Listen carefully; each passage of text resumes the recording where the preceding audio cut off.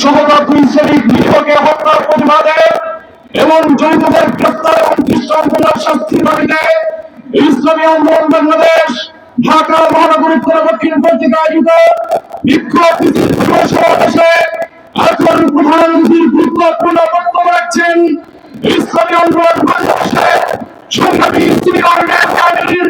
এদেশের ইসলামী রাজনীতির অন্যতম একজন সংগ্রামী জনতা অন্যতম মুফতি সৈয়দ মোহাম্মদ ফয়জুল করিম শেখ চৌধুরী হাফিজাহুল্লাহ।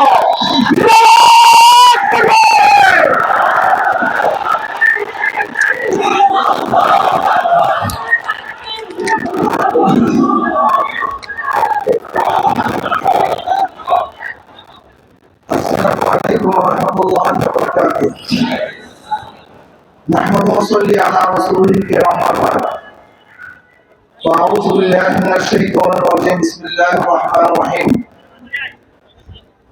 وتعاونوا على البر والتقوى ولا تعاونوا على الإثم والعدوان اللهم صل على محمد وعلى آل محمد ইসলামী আন্দোলন বাংলাদেশ ঢাকা মহানগর কর্তৃপক্ষ আয়োজিত আজকে এই সমাজ সম্মেলনের সম্মানিত সভাপতি নেতৃবৃন্দ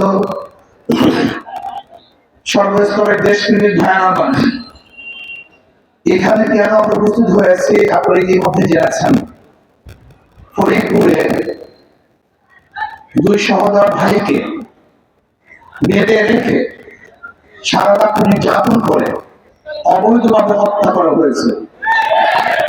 কেন হত্যা করা হয়েছে?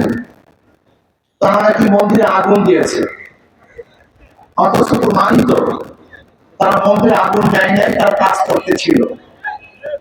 কিন্তু সরকার এক সপ্তাহ হয়ে যাওয়ার পরেও হত্যাকারীদেরকে গ্রেফতার করে নাই। এমনকি মিডিয়ায় আমরা যা দেখতেছি মনে হয় এদেশের মিডিয়া নাই, ভারত প্রচারিত মিডিয়া আমাদের বাংলাদেশে আছে।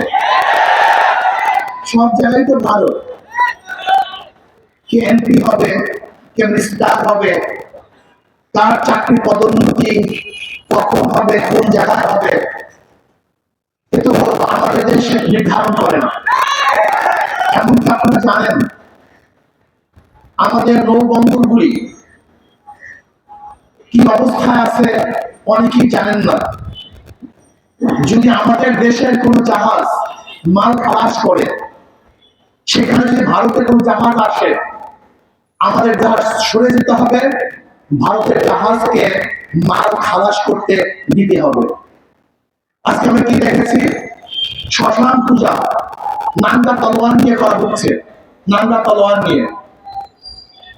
আবার নিউজ দেখছি যে শ্মশান পূজা উদ্দীপনার সাথে উদযাপন করা হয়েছে। বিবিসি নিউজে বুঝতে এবং অনেক নিউজে দেখছি। আমি প্রশ্ন করতে চাই, আমি ধর্মীয় ব্যাখ্যা চাই। শ্মশান পূজা তলোয়ার নিয়ে করা হয়, এর ধর্মীয় ব্যাখ্যা আমরা চাই। যদি ধর্মীয় ব্যাখ্যা না দিতে পারে তাহলে আমরা মনে করবো এর উস্কানি। এবং যারা এর পক্ষে নিউজ করেছে তারাও এদেশের নাগরিক নয়, এরা এদেশের ধ্বংস করার চক্রান্তে লিপ্ত। মন্দিরে যারা আগুন দিয়েছে আপনারা তদন্ত ভিত্তিক তাদের বিচার করেন, আমরা এটা দাবি করছি। আর যারা অবৈধভাবে দুইজন শ্রমিককে হত্যা করেছে বাংলার জন্য তাদের বিচার করতে হবে। আজকে আওয়ামী সরকার ক্ষমতার বিনিময়ে বাংলাদেশের মুসলমানদেরকে মুদির কাছে গোলাম হিসেবে বিক্রি করে দিয়েছে। এদেশের মুসলমান স্বাধীন নয়, সমস্ত মুসলমান বিক্রি হয়ে গেছে। তাদের গলার মধ্যে গোলামের চিহ্ন লাগিয়ে দেওয়া হয়েছে।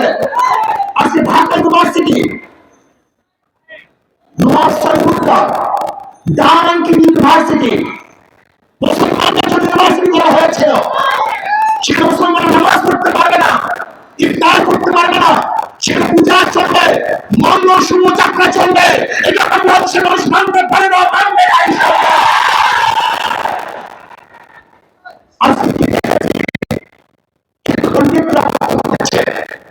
যে 20-30 চালিয়ে যাওয়া হয়। শোনেন বক্তব্য কেন, এর কারণটা কোথায়? বাংলাদেশ কখনো কোন অবস্থাকে সাম্প্রদায়িক সৌহার্দ্যতা বিনষ্ট হয়নি। আমরা করতে পারি না। আজকে ভারতে নির্বাচন চলছে, সব নবীর কারসাজি। আমি মনে করি সব ইসলামের কারসাজি। সে সাম্প্রদায়িক বাংলার ভিত্তিতে ওই দেশে তারা ভোট তৈরি করা, এগুলো স্বতন্ত্র আওতায় নিয়ে আসছে। সব জায়গায় রব। আপনি যান মিডিয়ার, সেখানে রব বসা। আপনি যান প্রাইম মিনিস্টারের কাছে, সেখানে রব বসা। আপনি যান সরকার, সেখানে সব রব। আমরা দেশটা স্বাধীন করেছিলাম, আমরা স্বাধীনভাবে থাকতে চাই, গোলাম হিসেবে থাকতে চাই না, গোলাম হিসেবে বাঁচতে চাই না। বাঁচবো তো বাঘের মধ্যে একদিন বাঁচবো, শিয়ালের মতো হাজার বছর বাঁচতে চাই না। কিন্তু সরকার আগামী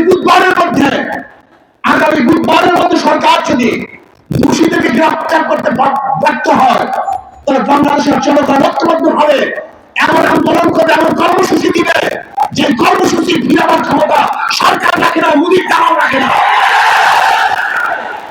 আমি মনে করি এই সরকার জনগণের সরকার নয়, বর্তমান সরকার আমাদের সরকার মোদী কর্তৃক নিয়োজিত সরকার। কাজে মোদী কর্তৃক নিয়োজিত সরকার বাংলাদেশের জনগণ দেখতে চায় না। ইনশাআল্লাহ আজকে শিক্ষা ব্যবস্থার কথা দেখেন, কালকে রাত্রে দেখলাম সেখানে বিভিন্ন পূজার কথা নিয়ে আসা হয়েছে। আজকে আমাদের প্রধানমন্ত্রী বাচ্চাদেরকে জ্ঞান শিক্ষা দেওয়ার সম্পূর্ণ ব্যবস্থা করা হয়েছে। আজকে কোমলমতি বাচ্চাদেরকে কিভাবে প্রেম করতে হবে, বন্ধুদের সাথে কিভাবে হাত ধরে হাঁটতে হবে, সেই শিক্ষা দেওয়ার জন্য তারা প্রস্তুতি গ্রহণ করেছে। শিক্ষার রাজনীতি তারা নিয়ে এসছে। কি চলতেছে? এইভাবে দেশ চলতে পারে না। আজকে আপনি দেখেছেন যে খাগড়াছড়িতে মৈত্রী সেতুর নামে ভারতের সাথে বিশাল সেতু করা হয়েছে। আজকে বিবাহিয়ার থেকে বিশাল রোড ভারতকে দেওয়া হয়েছে। তার মাটিতে এরকম মনে হয় যেন অচিরি ভারত এদেশ কন্ট্রোল করবে, এদের শাসন করবে, সেই পুরো প্রস্তুতি চলতেছে। আমি বলবো আওয়ামী সরকার, আপনি ক্ষমতার জন্য গোলামি করতে পারেন, কিন্তু বাংলাদেশের জনগণ কোন অবস্থা কি তাকে গোলামি করবে না, করতে পারে না। যদি রক্ত দিতে হবে রক্ত দেব, জীবন দিতে হবে জীবন দেব, জেল থাকতে হবে জেল থাকবো, কিন্তু বাংলাদেশের জনগণ কোন দেশের গোলামি করবে না, করবে না, করবে না। স্বাধীন হয়েছে, তার আগে ভারত থেকে স্বাধীন হয়েছে। প্রয়োজনে এই স্বাধীনতা করার জন্য আন্দোলন করবো, সংগ্রাম করবো, এই আমার সাথে উত্তর করবোই করবে ইনশাআল্লাহ। আজকে যদি আগামী বুধবারের মধ্যে দোষীদেরকে গ্রেফতার করতে সরকার ব্যর্থ হয়, আগামী শুক্রবার বাংলাদেশের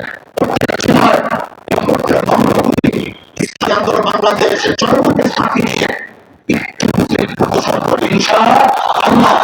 আর যদি এরপরে সরকার ব্যর্থ হয়, পরবর্তীতে আমরা কর্মসূচি দেব ইনশাআল্লাহ। বাংলাদেশের সরকার এই ইস্যুতে বার্তা মানবে এবং দোষীদেরকে গ্রেফতারের জন্য সরকারকে বাধ্য করবে এবং অবৈধ সরকারকে বিচার করতে বাধ্য করবে ইনশাআল্লাহ। আমাকে আমাদের সবাইকে এই মিছিলে অংশগ্রহণ করার তৌফিক দান করেন।